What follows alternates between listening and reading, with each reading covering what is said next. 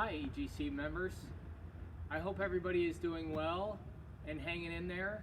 I'd like to welcome you to episode 1 of Comfortable with the Continental. For those of you who don't know what the Continental is, it is a grip that you use on your paddle or your racket and should actually be used on every single shot except your forehand ground stroke and tennis and your forehand drive and paddle. I will say that most players do not do this. And I really think the main reason why is because they're not comfortable doing it. When we're out there competing, we want to be comfortable, okay?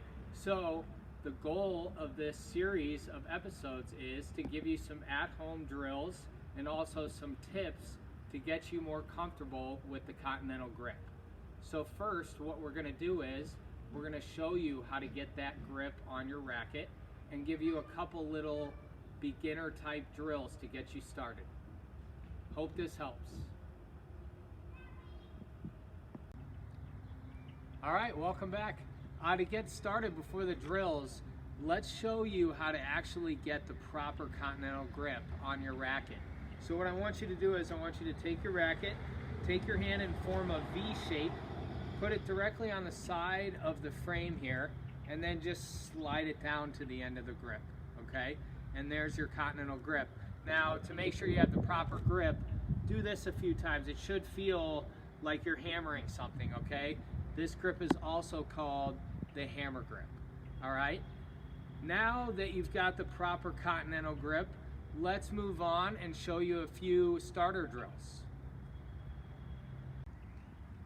Okay, so remember the drills we're going to show you today are very basic, but now that we've got that Continental grip, it's actually going to add a certain degree of difficulty in it for you if you're not an advanced player, okay?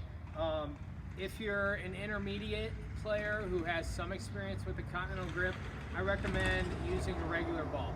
If the Continental grip is brand new to you, I would use the red ball. It's softer, lighter, has less pressure, make it a little bit easier for you, okay? A couple things before we start. Do not squeeze the racket too tight while you're doing this. We don't need tennis elbow before the season even starts, okay? One other thing is, make sure you get your feet about shoulder width apart, knees bent for some balance, because it's not as easy as you think. Okay. All right, we're going to run you through 4 quick drills I'm going to show you. All right, first we're going to start with the forehand ups. This is very helpful on your forehand volley. This is the direction you're going to need to move the racket on your forehand volley. Okay, then we're going to go over to the backhand ups. All right, this will help you on your backhand volley. All right, again, nice and easy. Notice how soft the ball is coming off the racket. Okay, then we're going to go on to the third one, forehand downs. Now remember, keep that Continental grip. This movement might be somewhat challenging for you. This is going to help you get comfortable with the Continental on both your serve and your overhead, okay?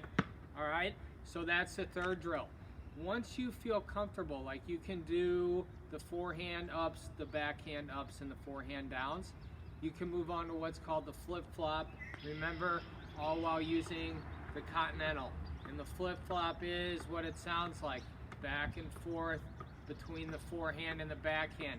The more you maneuver with this Continental grip, the more comfortable you're going to get with it, right? Okay, so there are 4 different drills that you can do, you know, either outside in your driveway, or you could even do this in a small space indoors. That can start to help you become more comfortable with that Continental grip, okay? We will be coming to you with episode number 2 soon. I hope all of you stay safe, and we'll see you then.